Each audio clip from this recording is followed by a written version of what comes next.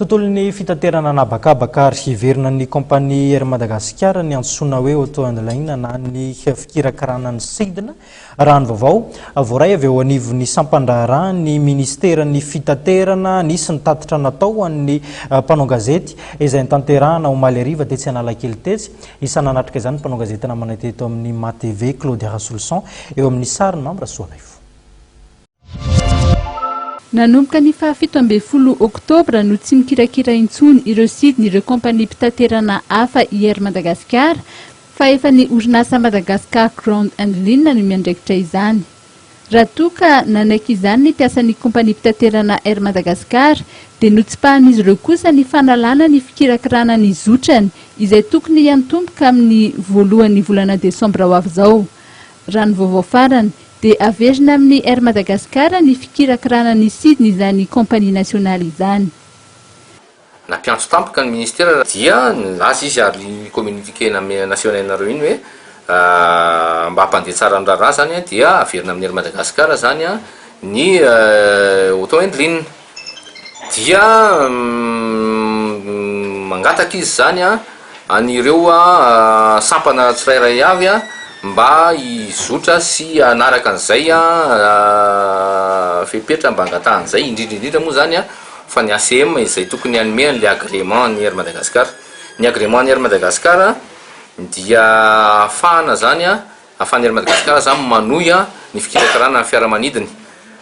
Marina ny Air Madagascar fa efa nahavita dingana maromaro lazaina hoe phase 1 ka hatramin'ny phase 4 moa le izy ary dia miandry fotsiny sisa ny signature surtout zany amin'ny ligne eto vato.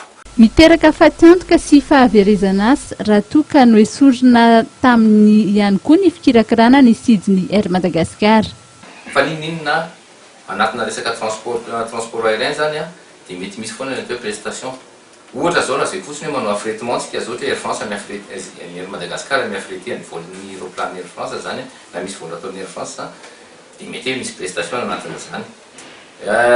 Ny anay zany ny tena hoe zava-dehibe averiko indray amin'ny Air Madagascar dia rehefa mijanona amin'ny Air Madagascar ny atao hoe Auto and Line.